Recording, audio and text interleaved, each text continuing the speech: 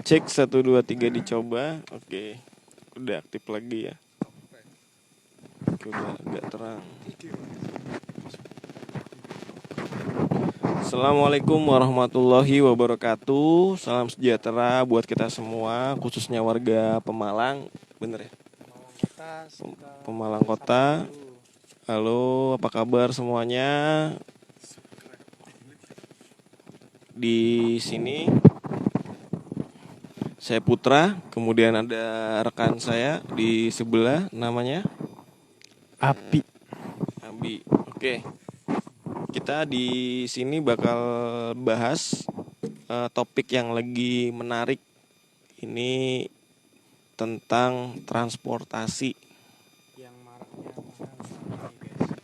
Ya, ini ada beberapa transportasi yang dibilang mahal ya di masa pandemi seperti ini. Oke, mungkin kita langsung tanya-tanya aja ya sama orang yang tahu nih masalah transportasi. Oke, teman saya atas nama Kak Fabi, monggo Kak Fabi bisa dijelaskan apa yang Anda tahu dengan masalah saat ini ya kan, di musim pandemi, kemudian transportasi ini mahal. Itu kenapa? Coba jelaskan sama saya dan sama teman-teman semuanya. Silakan. Ya, satu mungkin resiko bahayanya di jalan bisa diturunkan. Mungkin dari mahalnya itu si pemilik travel ada cara khusus kali ya, setahu saya. Ya, makanya saya tahu karena saya driver travel. Ya, satu itu. Terus apalagi sih? Kayaknya cukup paling masalah itu aja, makanya mahal yang paling enggak.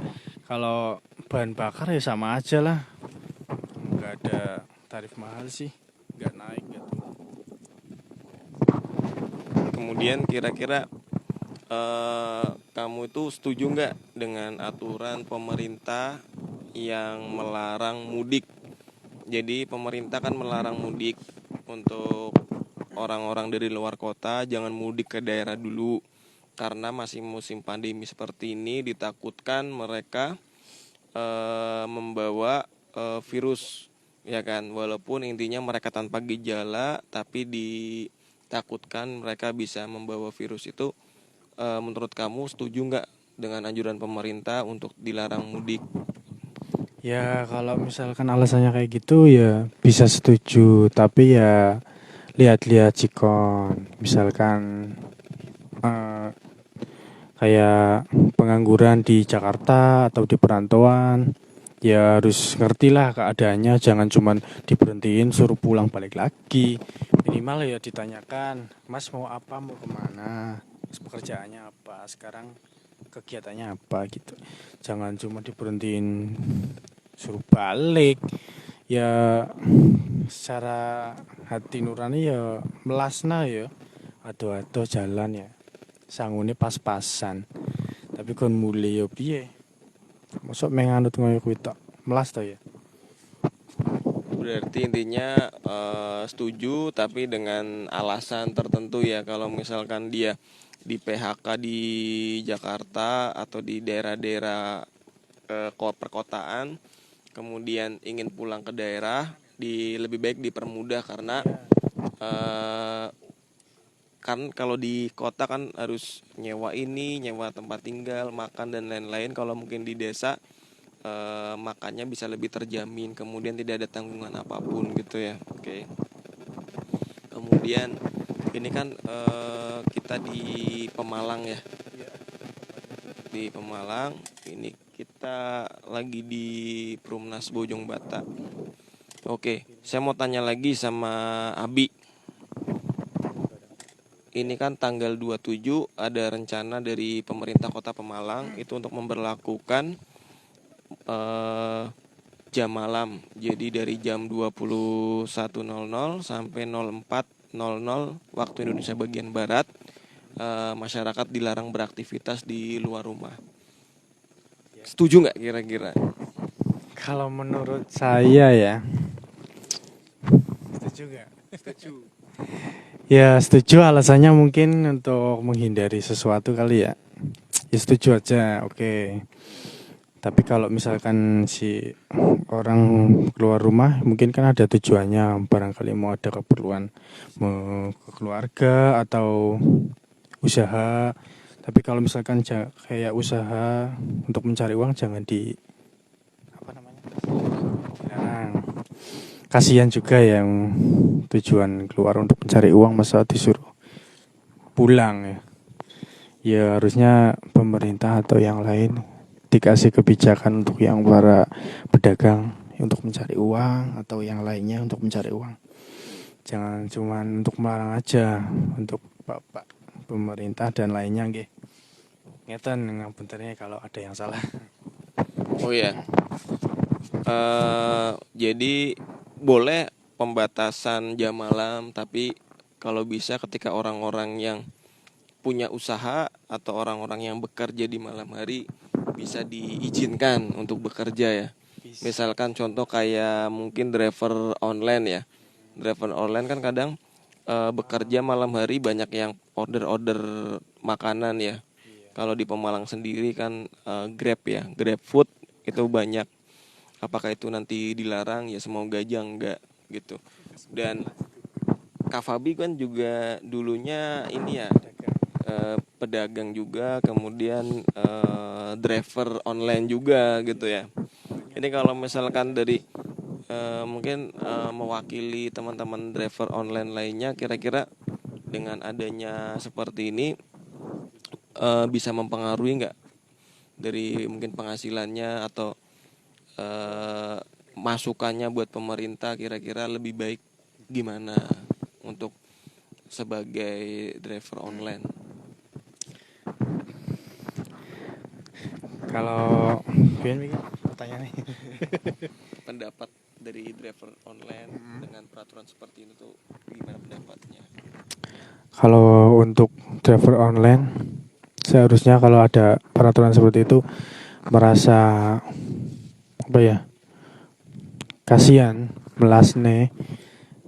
Seharusnya minimal ada orderan, nganter orang atau nganter makanan, ini malah nggak boleh di jalan.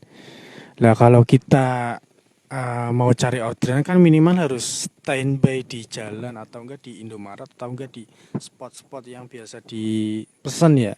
Misalkan pesan makan di toko ini harus standby kan depannya atau enggak minimal di mana lah. Ya kalau misalkan tidak boleh memangkal ataupun duduk di jalanan untuk mencari uang kayak misal Grab dan lain-lain, ya kasihan juga. Ya saya sebagai mantan driver ojol juga pernah merasakan rasanya nggak dapat orderan walaupun nggak ada musim kayak gini, sakit sekali rasanya. Apalagi pekerjaan cuma satu. Ya kalau secara saya pribadi kurang setuju kalau untuk kayak driver misalkan ojol terus pedagang lainnya kalau misalkan tidak dibolehkan untuk berjualan, kasihan sekali. Terus kita makan dari mana kalau nggak dari dagang dan sama mencari uang dari ojol seperti itu. Oke, benar. Jadi buat teman-teman driver mungkin agak merasa keberatan misalkan dilarang untuk beraktivitas di malam hari, karena pekerjaan mereka yang menuntut untuk selalu standby ya. Jadi mungkin buat pemerintah ketika mendengarkan ini, khususnya pemerintah Kota Pemalang, untuk melonggarkan bagi para pekerja yang bekerja di malam hari agar mereka tetap bisa bekerja, tetap bisa punya penghasilan, tetap bisa menafkahi keluarganya di rumah. Apalagi di masa sulit seperti ini, kita harus toleransinya itu harus tinggi, sosialnya itu harus tinggi, karena semuanya kita harus bantu-bantu yang lain. Dan buat teman-teman semuanya, jangan lupa saya tekankan lagi ya, buat subscribe channel YouTube Piala Official. Nanti di situ banyak video-video yang membahas tentang motivasi kehidupan. Kemudian banyak video juga yang membahas hal lain khusus di Pemalang ya. Khususnya di Pemalang bisa cari Piala Official. Itu di YouTube, nanti bisa minta dibantu buat subscribe, share, like, dan komen. Kemudian Kita akan bahas tentang ya masalah inilah. ya nanti Pemalang PSBB. bahas masalah pendapat kita juga ya. Iya. Semoga ini bisa didengarkan sama pemerintah, semoga ini bisa didengarkan sama orang-orang yang punya kewenangan untuk membuat peraturan. Dan saya pertanyaan lagi nih buat Kak Fabi, gitu kan.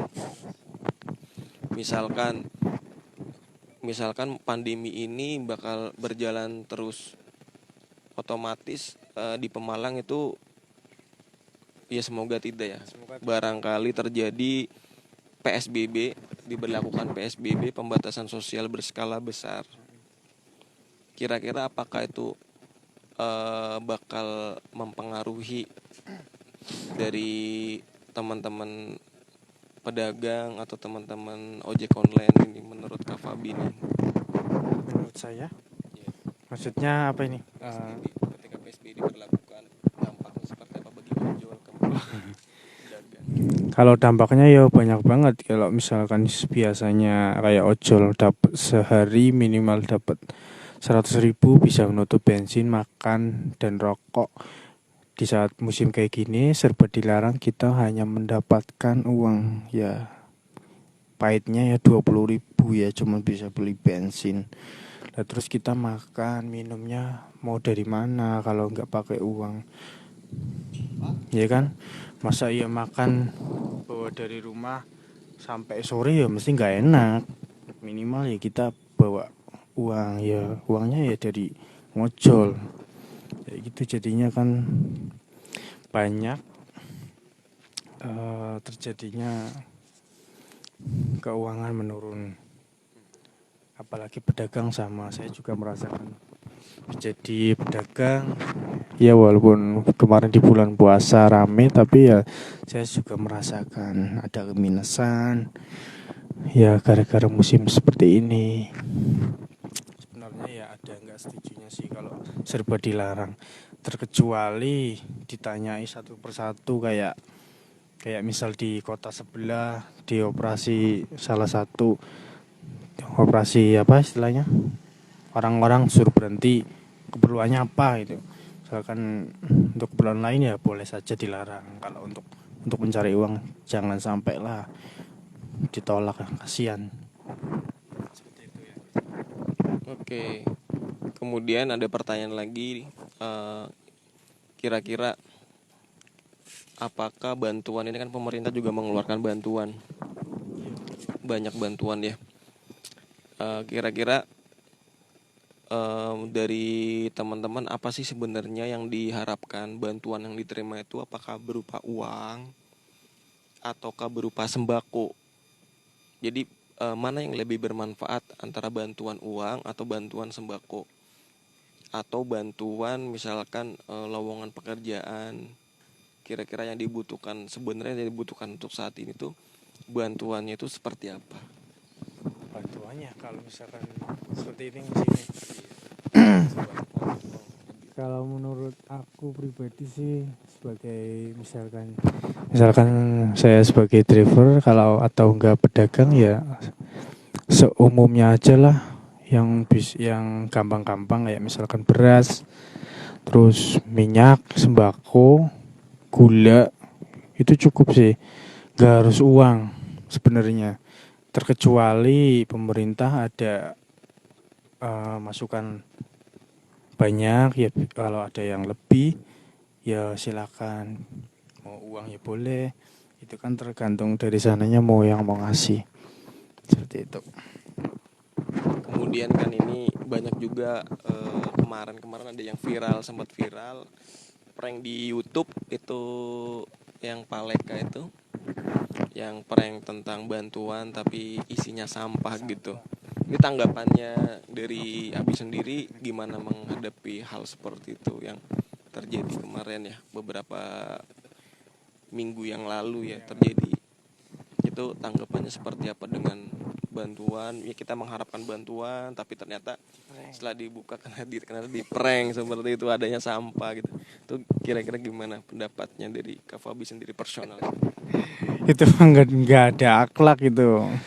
Nyari uang AdSense YouTube mah nggak berkah ya. Nyarinya kayak gitu sih ya, menanggulanginya ya cukup lewat ini aja sih, sosmed.